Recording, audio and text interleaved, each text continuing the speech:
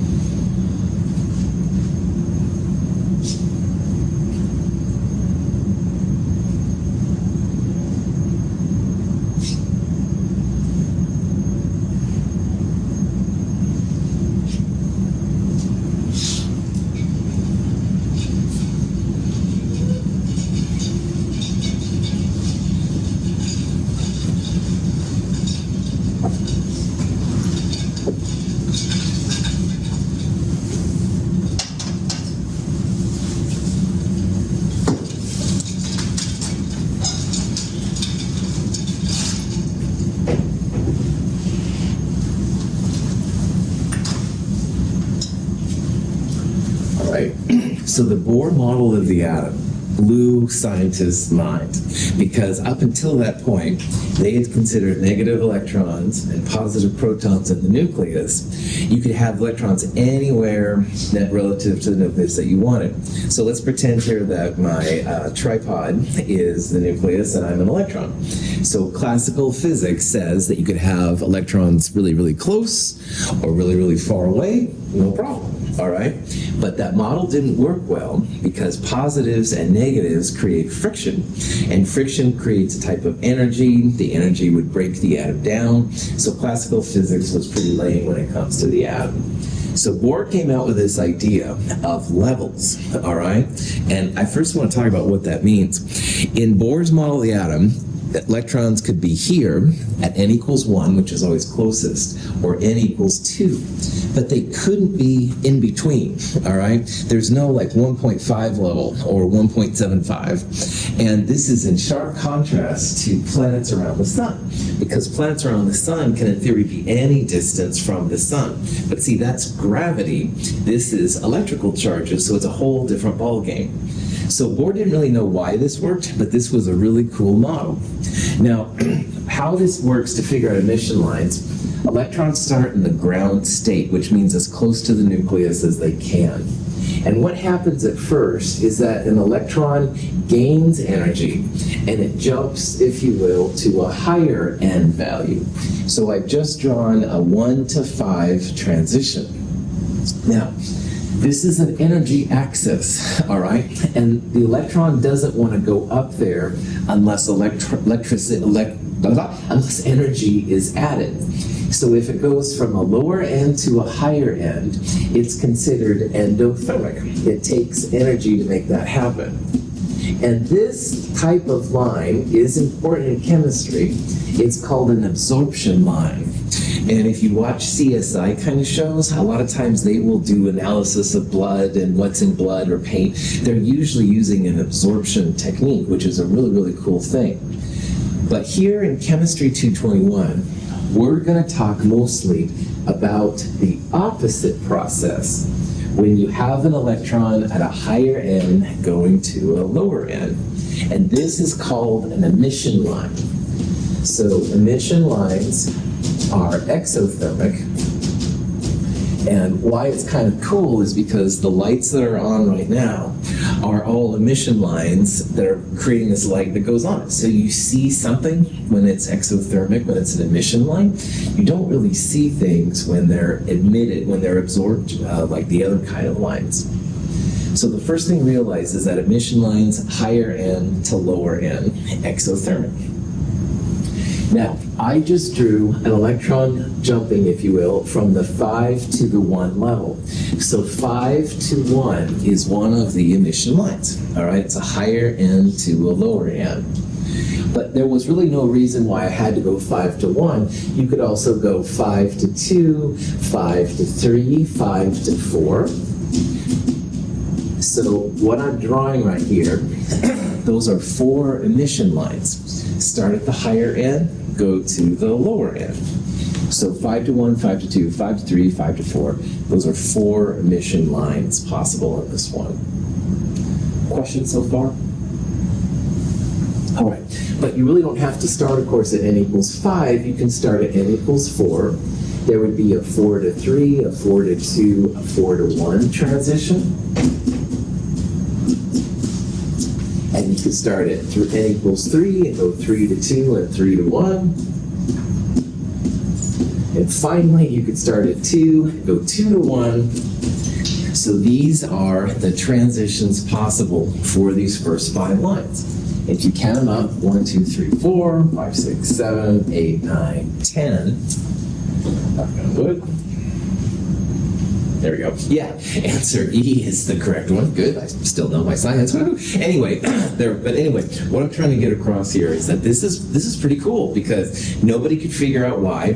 Bohr didn't know really why this worked, but at least it fit the data. All right. They had some data. These transitions worked out really well. We're going to use these transitions in lab today, or we used them on Monday if you were in Monday's lab, to figure out how hydrogen worked. It's really pretty cool. But again, it's quite different from planets around the sun. It's a whole different thing. And as we're going to see, it's all based on waves. These are like wave transitions going on. Questions? Okay, now remember, this is an energy axis on the y side, all right? So you can actually then do things like figure out highest energy, highest frequency, highest wavelength, stuff like that. And what I'd like you to do now is, based on this thing we just talked about, I'd like you to figure out which of these, excuse me, would be the highest frequency, all right? So think about what frequency is relative to energy, and you want basically the longest line possible, all right? So see if you can figure out which of those would be the highest energy, and then think about how that relates to highest frequency.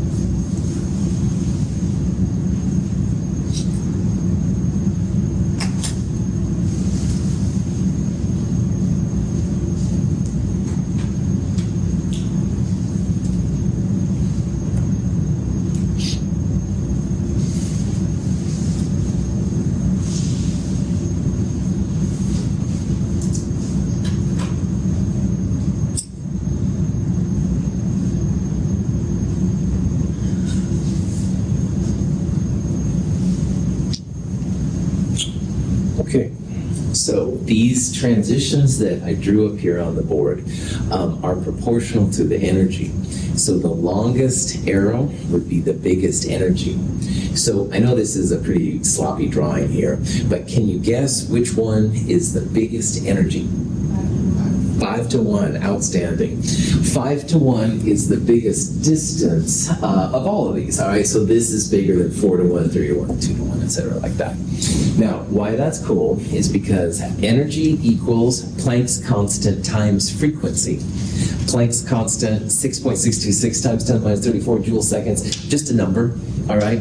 And what's important here is that the highest energy will correspond to the highest frequency, all right? So if 5 to 1 was the biggest energy, then we would predict that 5 to 1 would be the biggest frequency as well.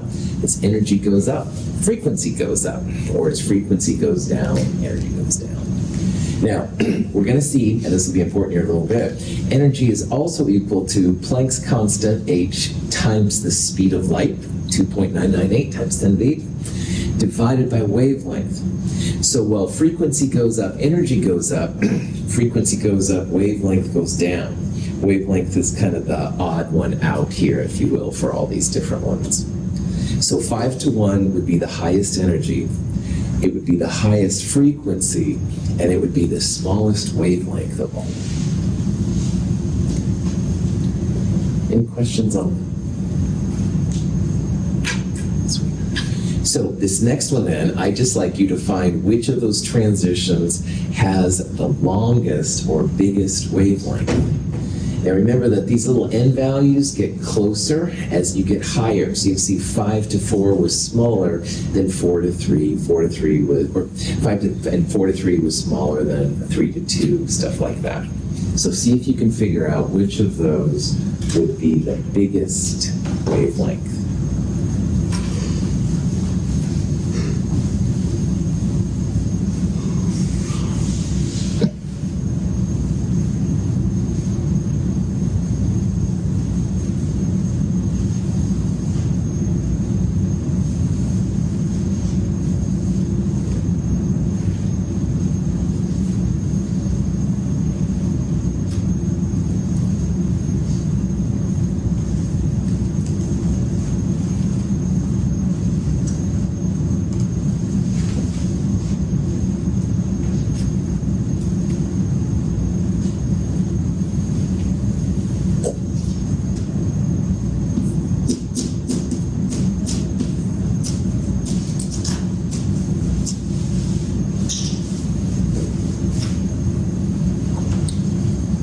This is not an equation that you need to know, but this is Bohr's equation, how he figured out these n values.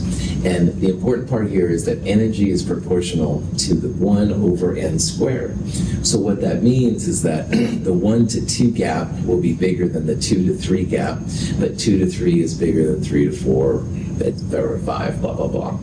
So the smallest of these gaps will be the 5 to 4 transition because they're the biggest ones and stuff. So that would be the smallest energy, 5 to 4. Smallest energy would be smallest frequency. But if these are small, wavelength will be bigger. It's the opposite one, all right? So the biggest wavelength, it would be the 5 to 4. Longest wavelength is actually a better way to say it. Any questions on that? All right. Now, here's a question that kind of falls in with the other ones we just did. You've got some you have some hydrogen atoms that are being excited, all right? And as we saw yesterday in lab, and we will see today in lab, the hydrogen levels, all the visible lines, all end at n equals 2, all right? So you can imagine on this diagram, n equals 2 right here, everything that ends at n equals 2 is going to be a visible line. So green light is 4 to 2, all right? So it's from there to there. And the question is, will the 3 to 2 transition be red or blue? So what I want you to do on this problem is think about the 3 to 2 relative to the 4 to 2 transition. And what I would do is first figure out which one is higher energy, 4 to 2 or 3 to 2. Then, knowing if 3 to 2 is bigger energy or smaller energy, you can pick one of these. Now, red is lower energy, and blue is higher energy than green light. So think about all of that and see if you can figure out if this transition will be red, lower energy, or blue, higher energy than green.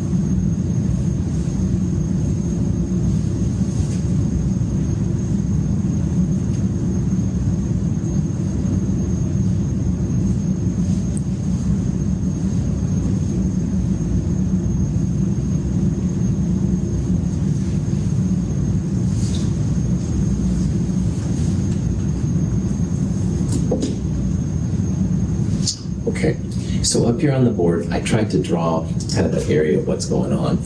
So 4 to 2, it claims, is the green transition. And the question here is, what is 3 to 2's transition? Is it red or blue? So first of all, will 3 to 2 versus 4 to 2, will 3 to 2 be shorter, smaller energy, or bigger energy? Smaller. Nice job, Lindsay. Yeah, it's a smaller arrow, all right? So this will be a smaller energy than the 4 to 2 transition. Now, if energy is smaller, that means 3 to 2 will have a smaller frequency. But a smaller frequency means it's going to have a larger wavelength. So all of these things you can think about then in terms of red or blue. Now blue is a higher energy transition usually than the other colors. Red is usually a smaller color. So we would predict here, because it's a smaller energy, it's going to have a bigger wavelength, which is the red area. This should be the red transition. So you can kind of rationalize here, like what's going on. You'll actually see these transitions today in lab for those of you on Wednesday, or we saw them on Monday if you had Monday's lab. And ultramagnetic MCs was a band I used to listen to that had nothing to do with this problem. questions on anything except ultramagnetic incidence. Okay. So here's a question now where there's an easy way to do it if you've seen lab, or you can do it the just kind of hardcore way. And it says find the wavelength in nanometers for an energy change of 182.3 kilojoules per mole. All right? So see if you can figure out here what the answer is going to be.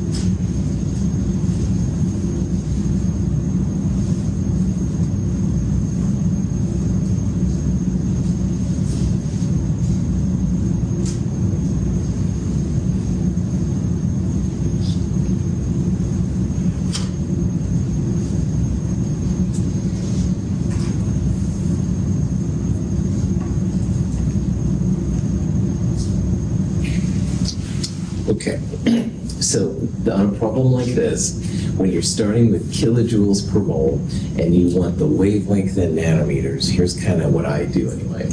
First of all, you got to turn kilojoules into joules, 1,000 joules per kilojoule. And you've got to turn the moles into photons, which are like the smallest pieces of light. So you'll take that number, divide by Avogadro's, multiply by 1,000, and the first number right there, A, is what you should get. It's a small amount of energy. That's the amount of energy per photon of light, like the smallest piece of light. Then we're going to use E equals hc over lambda to solve for the wavelength. And you take the number right there, and that equals Planck's constant, 6.626 times 10 to the minus 34 joule seconds, and speed of light, 2.998 times 10 to the 8 meters per second. And in the bottom then is the wavelength. So it's like essentially you're flipping these, all right? So these two on the top, this number on the bottom, and you should end up with a wavelength in meters, answer B right there. All right, it's 10 to the minus 7th meters. But wavelengths for visible light are usually reported in nanometers. So the last thing you do then, 10 to the minus 9 meters per nanometer, since the nano is another metric prefix, and you should end up with answer D.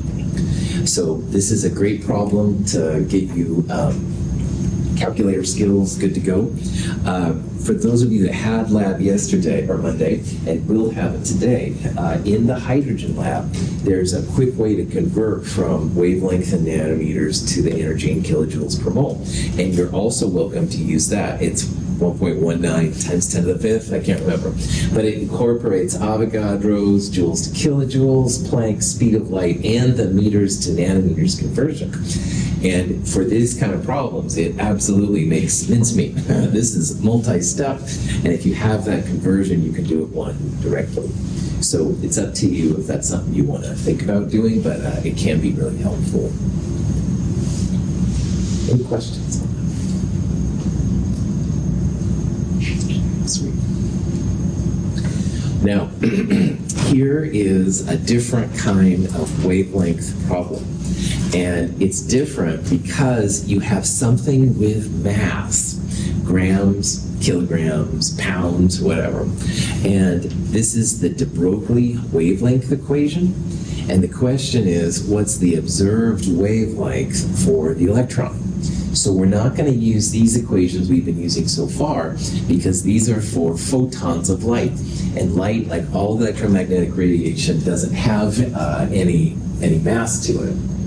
So we're going to use wavelength equals h over mv, where v is the velocity.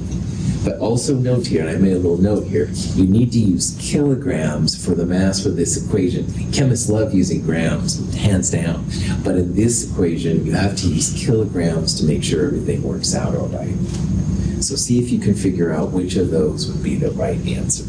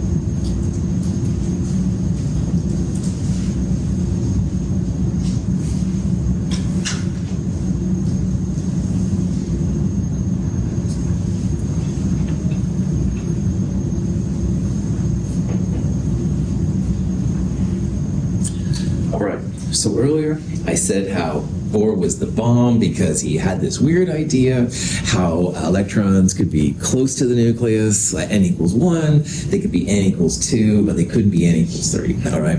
And they essentially found out it was a wave behavior. But what the heck? Because electrons, particles, they don't have waves. Like you look at my remote control or whatever, it's not, doing this kind of thing or whatever. So this is de Broglie's work.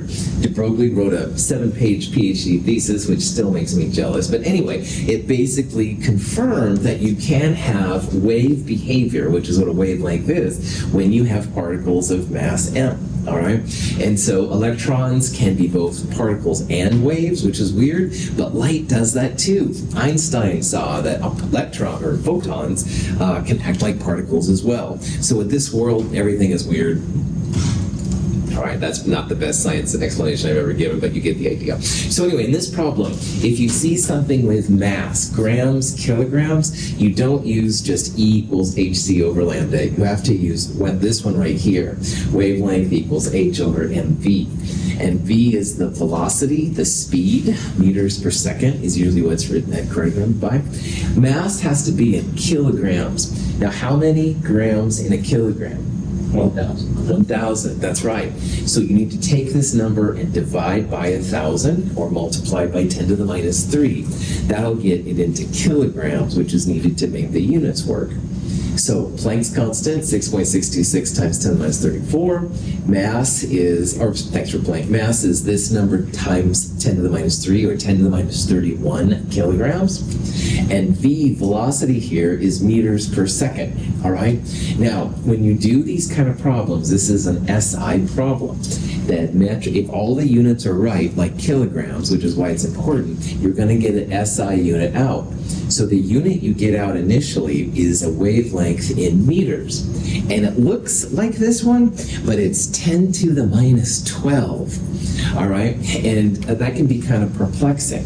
So the last thing to make this problem work out is you need to take the meters and convert it into nanometers. And like before, there's 10 to the minus 9 meters per nanometer, stuff like that. So when you do all of that, you do get answer D. Initially, the wavelength is in meters, which is a 10 to the minus 12 number. So it looks like this one, kind of, but not quite right. If you multiply it then by 10 to the 9th nanometers per meter, then you can end up getting answer D. So. Any questions on that? Okay. So, de Broglie, Bohr, Schrödinger, all these people came together and they found out that the electron energies can be dictated by 4 quantum numbers. And we studied a lot on the first 3, and then m sub s isn't too bad after that. So there's certain rules for NL and m sub l, and knowing what a valid set is important. So see if you can figure out, of those 5 combinations, which is a bad combination, a disallowed value, a combination of quantum numbers. I'll give you a little bit of time. I'll write some notes up here, and we'll talk about it a little bit.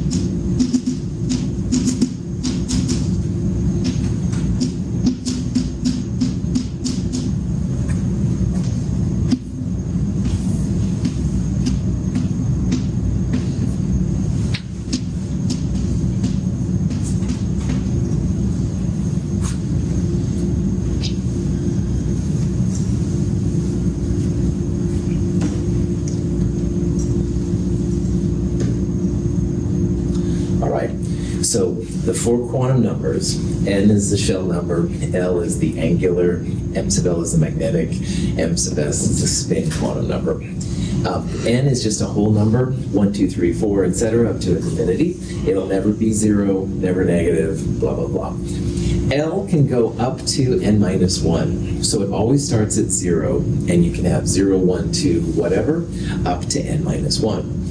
M sub L depends on L. M sub L goes from minus L to plus L. It always goes through 0. And by the way, for both L and M sub L, a value of 0 is legit. It doesn't mean it doesn't exist. It means it's actually a valid quantum number. And when we get to it, M sub S is just plus or minus 1/2 only. So if you look at this first set, N is 4. That's a good quantum number.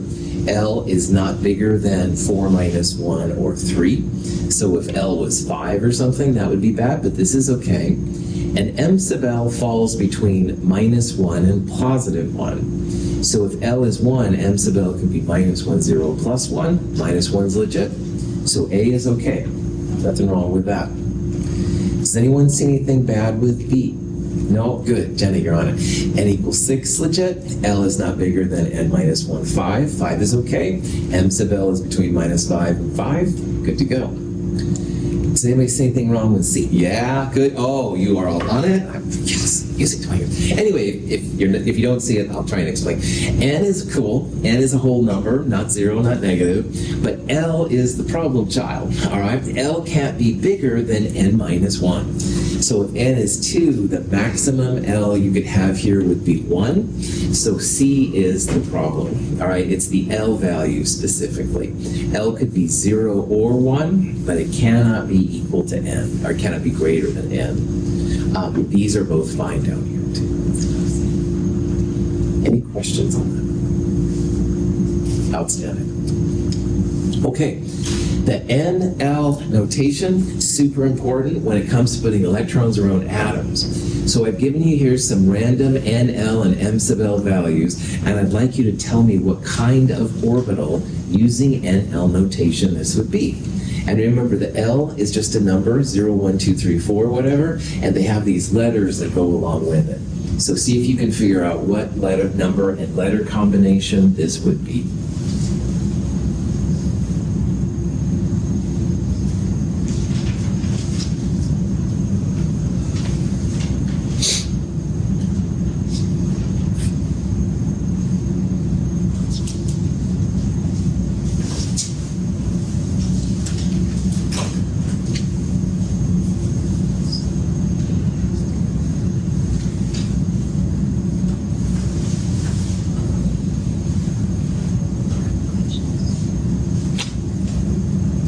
Very cool. All right. 3D is a way to represent how electrons get placed around nuclei in atoms. And to figure out what this all means, energy depends on both N and L. So the number is literally the N number. So for 3D, that means N equals 3. D, though, is just a way to represent the L value, because L's are just numbers too, all right? So if you had a 3 and a 2, it might look like 32. That would be the 32nd energy level, which, believe it or not, is possible. So in my world, they give a letter to the D to the L value. So if it's a D, you can go right here. D means L equals 2. So this one would say N equals 3, L equals 2. And that's obviously not what we have. M sub L would just say which one of the orbitals it is. So we looked at some pictures of p orbitals. They were like X, Y, and Z. Those are the 3 of those. M sub L is just saying it's one of those, not necessarily which one. So really, M sub L isn't very helpful to us. But if you look here, L equals 1, that's a p orbital. So the punchline here is that answer C will be right. The number is N. P means L equals 1, which is what we have right there. This is going to be a 3p system. Okay. Questions on that? Now, I said earlier how the p-value tells you how many values of M sub L there are. So as an example, p means L equals 1, and when L equals 1, M sub L goes from minus 1 to plus 1, minus 1, 0, plus 1. Those 3 M sub L values represent the 3 orbitals of the p's. So there's a px, a py, and a pz. You can think about them as minus 1, 0, plus 1, kind of like that. So on this question, we have a subshell with 7 orbitals. So that means there's 7 values of M sub L. And the question is, what's the L value for this subshell? So see if you can use that to figure out what the L value is going to be. Remember, when L equals 1, there were 3 orbitals, 3 m sub L values. So see if you can extend it a little bit and see which one of those would be 7.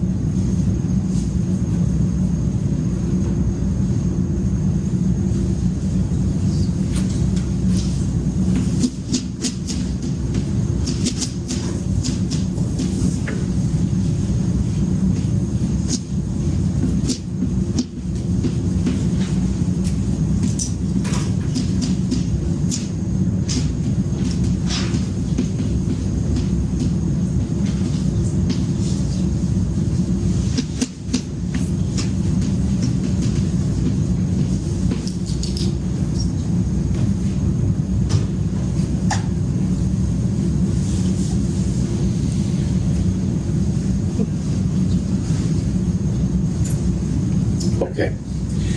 Number of orbitals is a question that you'll get asked once in a while. And to answer that, you need to know if you have the n value, the L value, or the m sub L value. If you have just n squared is the number of orbitals.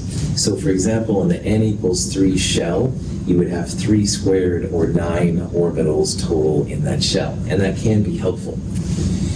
If you have n and L, or just L, you can use 2L plus 1 to figure out the number of orbitals. So when L equals 1, the p orbital, you'd have 2 times 1 plus 1, 3 orbitals in that subshell, the x, y, and z. And if you have n, L, and m sub L, and they're all valid, you would have just 1 orbital. So anyway, on this one, what you want to do, if you're looking for L, you want to let 7 equals 2L plus 1, essentially. So 7 minus 1 is 6. 6 divided by 2, you should find it's going to be 3. So if you have 7 orbitals, that means L equals 3. That's going to be one of these F systems. The F subshells have 7 orbitals in them. Questions? S's have 1 orbital, P's have 3, D's have 5, F's have 7, G's would have 9 if we were there yet. We're almost there, but not quite there. Nodal planes, another important thing, because if you want to make a molecule and you get on a node, there's no electrons, no glue to hold the atoms together. So knowing where the nodes are can be really important. And the question is, which one of these have 2 nodal planes, also called planar nodes? All right? See if you can figure out which one that one's going to be.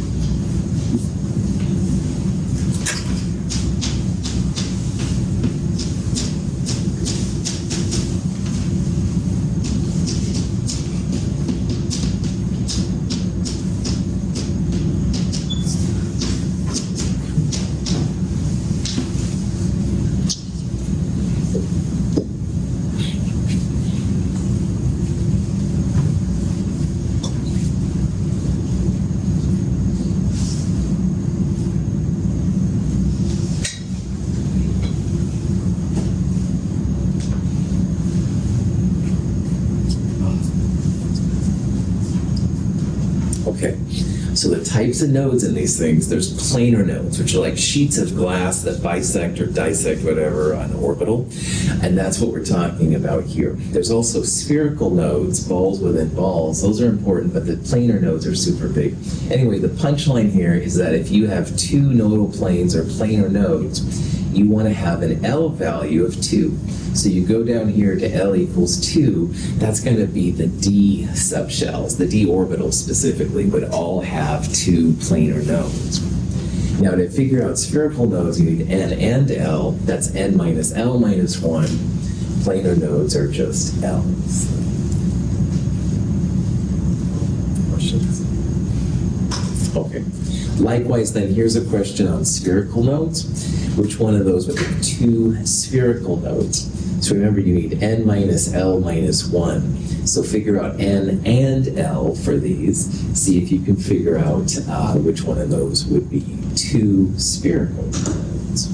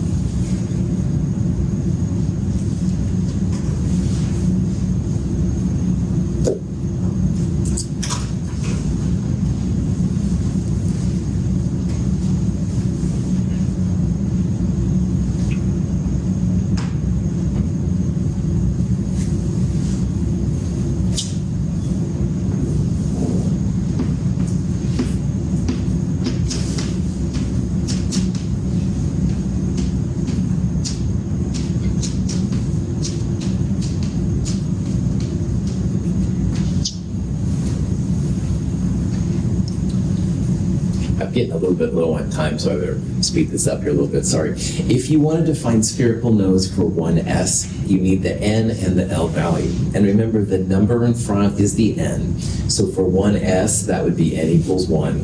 And the letter corresponds to an L value. S means L equals 0. So for this one, spherical nodes n minus L minus 1, you would go 1, the n, minus 0, the L, minus 1, no spherical nodes in the 1s. So if you go down to 3D, n is 3, L is 2, 3 minus 2 minus 1, that one also has 0 spherical nodes. But if you keep going all the way down to the bottom, 4p has n equals 4, and p is L equals 1. So 4, the n, minus 1, the p, minus 1 more, 2 spherical nodes. So this would be a little bit more difficult sometimes to make things mesh together. It has more nodes than, say, the 1s does. So hydrogen bonds with just about everything because it doesn't have spherical or planar nodes. Anyway, going off target once again. Questions on it? Okay. I think I'm going to stop here. The next question will be about neutral chlorine. We'll take that up on Friday. Should be cool. Have a wonderful day. Thank you for braving the wind to be here. If you have any questions on anything, let me know. I'll see a couple of you for lab this afternoon. Have a great day.